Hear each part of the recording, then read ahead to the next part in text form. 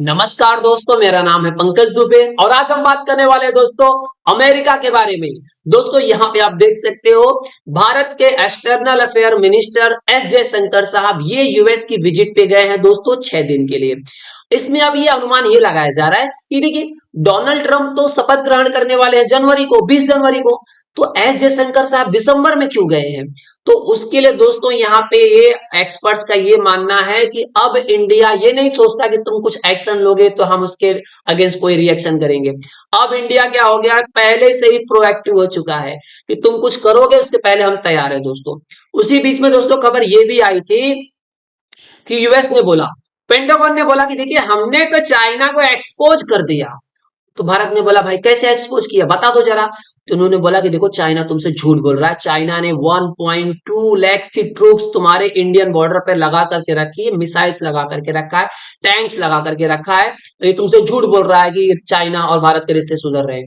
तो ये टाइमिंग बहुत ज्यादा इंपॉर्टेंट है, जरा टाइमिंग देखो भाई साहब। अब ये रिपोर्ट डाल रहे हैं भाई साहब, अभी आपने रिसेंट में देखा होगा, इन्होंने बोला कि जो चाइना बोल रहा है ना कि बॉर्डर पे से डिसएंगेजमेंट कर रहा है, अपनी ट्रूप्स को वापस बुला रहा है, ऐसा कुछ नहीं कर रहा है। आपने बीच में देखा होगा दोस्तों खबर ये भी आई कि चाइना और भारत के रिश्ते सुधर रहे हैं। एस जयशंकर साहब चाइना का विजिट करके आए तो बाद में पता चला कि कैलाश मानसरोवर की यात्रा भी शुरू होगी और डायरेक्ट एक फ्लाइट जाएगी इंडिया से दोस्तों चाइना, ये भी सुविधा चालू की जाएगी।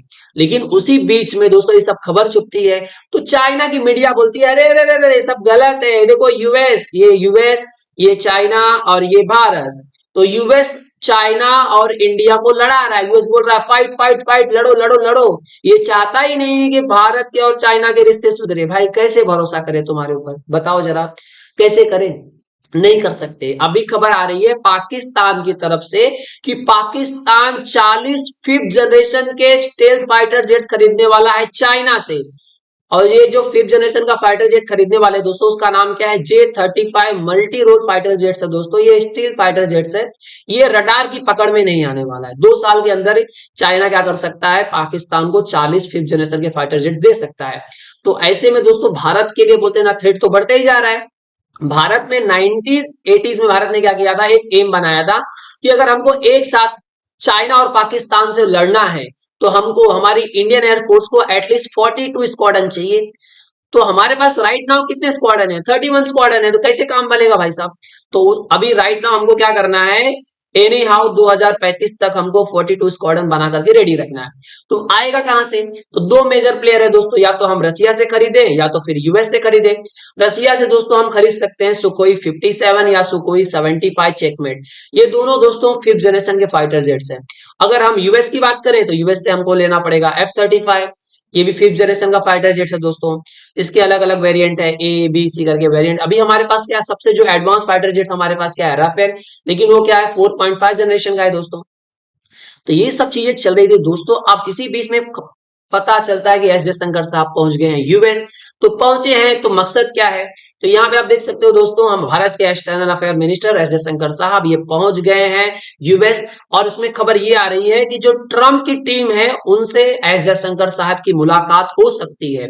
हालांकि इस पे बोलते हैं ना, कोई क्लैरिटी नहीं है कि मुलाकात होगी या नहीं होगी, लेकिन हो सकती है।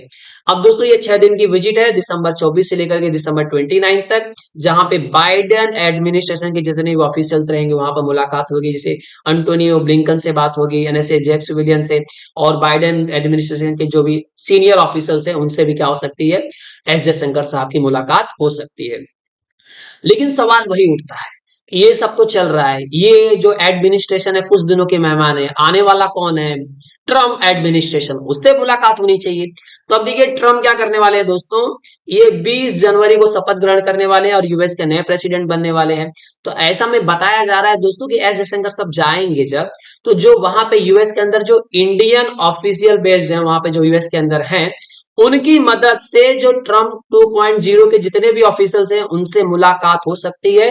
और एक आइडिया मिल सकता है कि भैया ये 2.0 वाले जो ट्रम्प वाले के साइड जो एडमिनिस्ट्रेशन है वहां के जो ऑफिसर्स हैं वो कैसा चाहते हैं, वो कैसा रोड मैप बनाना चाहते हैं, उनकी कैसी रणनीति है, उसको थोड़ा समझने में थोड़ा मदद हो सकती है, मुलाकात भी हो सकती है। अब यहाँ पे कुछ बोलते हैं ना, फॉरेन पॉलिसी के एक्सपर्ट्स का ये मानना है कि ये जो दौरा है ना वो बाइडेन एडमिनिस्ट्रेशन के लिए था ही नहीं। ये बाइडेन एडमिनिस्ट्रेशन के लोगों से मिलने के लिए था ही नहीं, ये जो ट्रम्प का एडमिनिस्ट्रेशन है उससे मुलाकात के लिए पूरा दौरा किया गया, बस नाम दिखाया गया भैया कि बाइडेन के लिए है, मुलाकात किसके लिए था, ये ट्रम्प के लिए है दोस्तों। आपने रिसेंट में देखा होगा दोस्तों ना कि इंडिया और यूएस के रिलेशन एकदम खराब होने की नौबत पे आ चुके थे, कनाडा से तो ऑलमोस्ट खराब ही हो चुका होगा। आपने रिसेंट में देखा होगा कि यूएस ने क्या बोला कि जो खालिस्तानी टेररिस्ट है गुरपुंत सिंह पन्नू, इसको भारत ने मरवाया, रॉ ने मरवाया, मोदी ने, शाह ने, सब ने मिलकर के मरवा दिया। और जस्टिन ट्रूडो का भी बहुत साइड लिया है लोगों ने, बोला कि देखिए जो कैनेडियन गवर्नमेंट ने बोला कि इन्होंने एलिगेशन लगाया कि जो भारत है, भारत की जो रॉ है, उसने खालिस्तानी टेररिस्ट हरदीप सिंह निज्जर, इनके निज्जर और उनके पन्नू, नन्नू पन्नू को भारत ने मारने की कोशिश की। अमित शाह, मोदी, सबका नाम लिया है लोगों ने। बाद में जब पूछा गया वह सबूत है, बोलते सबूत नहीं है, सबूत तो नहीं दे सकते। अब उसके बीच में आपको खबर ये भी पता कि ट्रम्प ने दम बकायदा धोया ट्रूडो को, जस्टिन ट्रूडो को बोल दिया भाई साहब तुम कनाडा है ना, कनाडा के तुम क्या हो, प्राइम मिनिस्टर हो ना, तुम कनाडा को क्या कर लो, यूएस के अंदर मिला लो, तुम यूएस के क्या बन जाओ, 51st स्टेट बन जाओ, तुमको कनाडा का मैं गवर्नर बना दूंगा। एकदम भयंकर बेइज्जती की थी इनकी। प्लस ट्रम्प ने निशाने पे लिया था दोस्तों यहाँ पे कमला हैरिस को, जो बाइडेन को, बोला कि ये भाई साहब ये हिंदू जो है, जो बांग्लादेश में जो माइनॉरिटीज है उसको ये लोग इग्नोर कर रहे हैं, और ऑल अराउंड द वर्ल्ड जितने भी हिंदूज हैं उनको इग्नोर करने का काम कमला हैरिस और जो बाइडेन कर रहे हैं, ऐसा आरोप लगाया था किसने, ट्रम्प ने।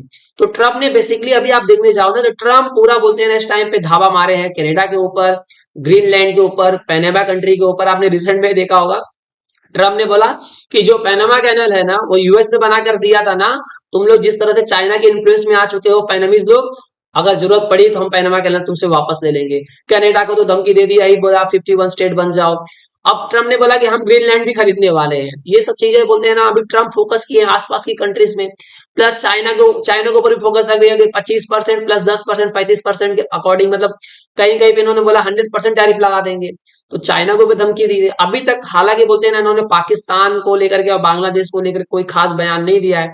भारत के ऊपर भी बोला था कि 100% टैरिफ लगा सकता हूँ, जितनी भी ब्रिक्स कंट्रीज है उनके ऊपर 100% टैरिफ लगा सकता हूँ। बस इंतजार है कि पाकिस्तान और यार ये बांग्लादेश के बारे में भी ट्रम्प कुछ बोले यहाँ पे। तो इन सब चीजों के बीच में चल रहा था दोस्तों। तो इसमें ये बोला जा रहा है कि अब आने वाले समय में भारत और यूएस के रिश्ते कैसे रहेंगे। अभी रिसेंट में आपने देखा होगा दोस्तों, जो बाइडेन एडमिनिस्ट्रेशन में भारत ने क्या बोला कि हम आपसे 31 प्रीडेटर लॉन्ग एंड्योरेंस ड्रोन्स खरीदना चाहते हैं, जिसमें से हम क्या करेंगे 15 सी गार्डियन ड्रोन्स खरीदेंगे आपसे, और 8 स्काई गार्डियन ड्रोन्स क्या करने वाले हैं हम आपसे खरीदने वाले हैं, जो हम अपनी इंडियन एयरफोर्स को देंगे और आर्मी को देने वाले हैं। तो ये सब चीजें दोस्तों चल रही, तो उसमें अब ये तो कहानी जो बाइडेन की तो खत्म होने वाली है। अब तिलक लगने वाला है किसको, ट्रम्प चच्चा को।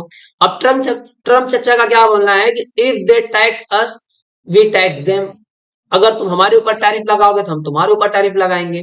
तो ऐसे में इन्होंने बोल दिया था कि जितनी भी ब्रिक्स कंट्रीज है उनके ऊपर मैं 100% टैरिफ लगाऊंगा, जो डॉलर को डंप करने की कोशिश करेंगे, डी डॉलराइजेशन करने की कोशिश करेंगे। तो भारत की तरफ से एस जयशंकर साहब ने बोला भाई हमारा मकसद ही नहीं है, कभी हमारे एजेंडे में भी कभी नहीं था कि हम डॉलर को खत्म करना चाहते हैं।